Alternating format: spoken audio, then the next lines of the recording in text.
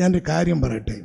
പണ്ട് ഏബ്രഹാം ലിങ്കൺ അമേരിക്കയുടെ ഭരണാധികാരിയായിരുന്ന കാലത്ത് അദ്ദേഹത്തെ കാണാൻ 1000 മൈൽ അകലത്തു നിന്ന് ഒരു കൃഷിവലൻ വന്നു. വന്നത് ആരാണ്ട് എരികേറ്റി വിട്ടത് അവനെ കളിയാക്കാൻ. 5-6 പെമ്പിള്ളാരാ, ഇതിനെല്ലാം കൂടെ നീ എന്തോ ചെയ്യും? നീ അബ്രഹാം ലിങ്കനെ പോയി കണ്ടാൽ നിനക്ക് വല്ലതും കിട്ടൂടാ, ചെന്ന് കാണാൻ. അതെങ്ങനാ?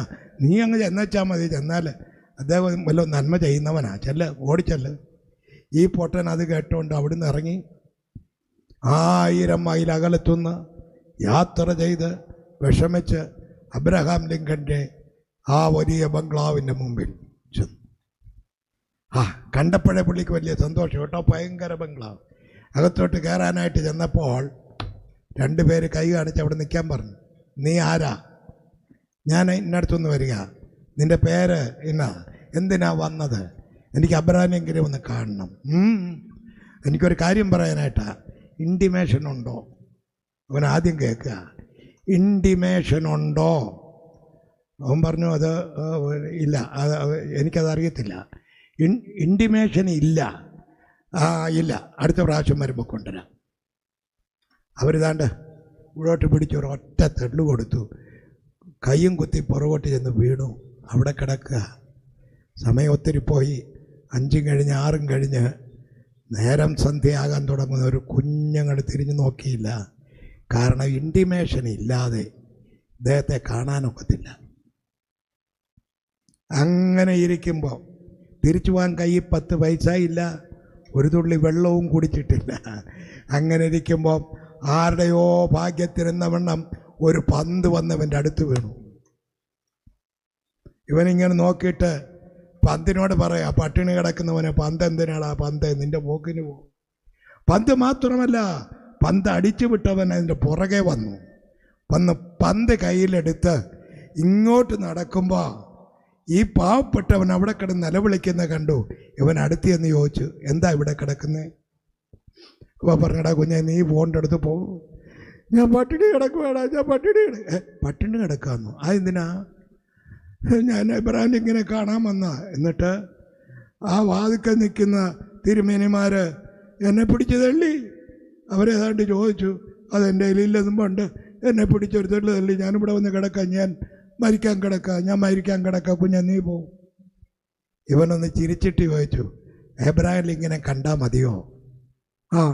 കണ്ടാൽ മതി, ബാ ഞാൻ കൊണ്ട് കാണിക്കാം. ഇയാൾ ഉടനെ ചോദിക്കാം, നിൻ്റെ കയ്യിലുണ്ടോ? നിൻ്റെ കയ്യിലുണ്ടോ? എന്തുവാ? ഉണ്ട്. അവരേതാണ്ട് ചോദിച്ചോ, നിൻ്റെ കയ്യിലുണ്ടോ? ഇൻറ്റിമേഷൻ. അതൊന്നും വേണ്ട, വാ. ഒരു കയ്യിൽ പന്തും മറ്റേ കയ്യിൽ ഈ പാവപ്പെട്ടവനും. ഗേറ്റിൻ്റെ അവിടോട്ട് വന്നപ്പോൾ മുമ്പേ പിടിച്ചു തള്ളിയ പുള്ളികൾ പെട്ടെന്ന് ഒരു ചവിട്ടും ഒരടിയും കൂടെ വന്നതേ ഏബ്രഹാം ലിങ്കൻ്റെ മോനാ. അവനെ പിടിച്ചു തല്ലാനും നോക്കത്തില്ല. അവൻ പന്തെടുക്കും, തിരിച്ചു വരും. അവൻ്റെ കൂടെ കയറി വന്ന് ഇവനെ ഈ സല്യൂട്ട് ഒന്ന് തലവണങ്ങി ഏറ്റെടുത്തപ്പോൾ കൂടെ നിന്നവനും കൂടെ തലവണങ്ങി അതങ്ങ് ഏറ്റെടുത്തു. കാരണം മുമ്പേ തള്ളിയവരല്ലയോ. തിരിച്ച് ഇവൻ എബ്രഹാം ലിങ്കൻ്റെ അടുക്കിലേക്ക് പടിക്കെട്ടുകൾ ചവിട്ടിക്കൊണ്ടിയെന്ന് പറഞ്ഞു, ഡാഡി പ്ലീസ്. അപ്പോൾ അദ്ദേഹം ചോദിച്ചു, എന്താ, എവിടുന്നാ, എന്നാ? പറഞ്ഞു, ഇവനെ ഡാഡിയെ കാണാനായിട്ട് വന്നാൽ രാവിലെ വന്നതാ. ഇൻറ്റിമേഷനൊന്നുമില്ല, വെളിയിൽ കിടന്ന് അവർ കയറ്റി വിട്ടില്ല. ഞാൻ പന്തടിച്ചപ്പം ഇയാളെ കണ്ട് ഞാൻ പന്തെടുക്കാൻ ചെന്നപ്പോൾ ഇയാളെയും പിടിച്ചുകൊണ്ട് വന്നതാ. എബ്രഹാം ലിങ്കൺ പറഞ്ഞു, വെരി ഗുഡ് ബോയ്. അവൻ എവിടെ താമസിക്കട്ടെ, നാളെ നിൻ്റെ കാര്യം കേൾക്കാം. കുളിക്കാൻ മുറി കാണിച്ചു കൊടുത്തു. ഇവിടുത്തെ കുളിമുറിയൊന്നുമല്ല. ഇപ്പം പിന്നെ എല്ലാ വീടുകളിലും കുളിമുറിയുണ്ട്. എൻ്റെ പൊന്നെ, പണ്ടൊക്കെ ഞങ്ങൾ പ്രസംഗിക്കാൻ ചെല്ലുമ്പോൾ നേരത്തെ അങ്ങ് ചെല്ലണം. കാരണം ബസ്സിനാണ് ചെല്ലുന്നത്. ഇറങ്ങി കഴിയുമ്പോൾ കുളിക്കാൻ ചൂടുവെള്ളമോ പച്ചവെള്ളമോ. ചൂടെന്ന് പറഞ്ഞു പോയി എൻ്റെ ദേഹം പൊള്ളിയത് തന്നെ. പച്ചവെള്ളം എന്ന് പറഞ്ഞു പോയി തണുത്ത് ഊപ്പാട് വരും. പിന്നെ ഞങ്ങൾ അതിനകത്ത് കുത്തിയിരുന്നതെല്ലാം കൂടെ ഒക്കെ ഒഴിച്ച് ഒരു പരുവത്തിന് കൈയൊക്കെ ഇട്ട് നോക്കി. പലക, മൂലപ്പലക, അവിടെ ഒരു സോപ്പ് കാണും, അതിൻ്റെ പേര് ലൈബോയ് സോപ്പ് എന്നാണ്. പുറത്ത് 3 വര, അണ്ണാൻ്റെ വര പോലെ. കാരണം ഇവന് കാറ്റും വെയിലും ശീത ഉഷ്ണവും എല്ലാം സഹിച്ചങ്ങനെ ഇരിക്കുന്നൊരു സാധനമാണ്. പിന്നെ തോർത്ത് കൊണ്ടുവരും. ദൈവദാസ തോർത്ത് ഇങ്ങോട്ട് പിടിച്ചാൽ തേങ്ങയ്ക്ക് കുത്തിയാൽ താഴെ വിടും, നെടുകെ ഇരിക്കുക. ഞങ്ങൾ പിന്നെ വെള്ളത്തിലൊക്കെ ഇട്ട് ഒന്ന് മയപ്പെടുത്തി അടിച്ച് പിഴിഞ്ഞ് പൊന്നും കൊടുത്തവനെ നീ എന്നെ ഉപദ്രവിക്കരുതടാ എന്നൊക്കെ പറഞ്ഞ് ഒരു പരുവത്തിന്. പിന്നെ അതൊന്നും അല്ലെന്നേ അവിടുത്തെ. പിന്നെ അമേരിക്ക പോയിട്ടുള്ളവർക്കറിയാം, ഞാൻ എൻ്റെ 36-ാമത്തെ വയസ്സിൽ അമേരിക്കയിൽ ഇറങ്ങിയവനാണ്. പിന്നെ ആദ്യത്തെ പ്രസംഗം സായിപ്പിൻ്റെ സഭാ ഹോളിനകത്തായിരുന്നു, അസംബ്ലീസ് ഓഫ് ഗോഡിൻ്റെ വലിയ ഹാളിൽ. സായിപ്പിന് പ്രസംഗം മനസ്സിലായി, കാരണം എൻ്റെ ലാംഗ്വേജ് അവർക്ക് ഇഷ്ടപ്പെട്ടു. അപ്പോൾ എന്നോട് ചോദിക്കുക, വൈകിട്ടൂടെ നിൽക്കാവോ എന്ന്. ഞാൻ പറഞ്ഞു നിൽക്കാവുന്നു. പിന്നെ എന്നെ കൊണ്ടുപോയ ആൾ പറഞ്ഞു അങ്ങനെയൊക്കെ കിട്ടിയാൽ വിടരുതെന്ന്. ഞാൻ രാത്രിയിലെ പ്രസംഗം കഴിഞ്ഞിട്ട് ഇറങ്ങുമ്പം ഒരു സഹോദരി ഒരു കവറെടുത്ത് എൻ്റെ കയ്യിലോട്ട്. ഞാൻ നോക്കി, അന്ന് വരെ ഞാൻ ഡോളറൊന്നും കണ്ടിട്ടില്ലെന്ന്. ഞാൻ നോക്കി, 100 രൂപയുടെ ഡോളർ 1 എണ്ണി, 2 എണ്ണി, 3, 4, 5, $500 ആദ്യമായിട്ട് കിട്ടുക കയ്യിലോട്ട്. എൻ്റെ പൊന്നെ, നെഞ്ചത്തടിച്ച് ഞാൻ എൻ്റെ ദൈവത്തിന് സ്തോത്രം ചെയ്തു. പിന്നെ ആരും ഇതുവരെ 500 തികച്ച് തന്നിട്ടില്ല. ആ ഒരു സഹോദരിയെ തന്നിട്ടുണ്ട്. എന്തിനേറെ പറയണ്ടു.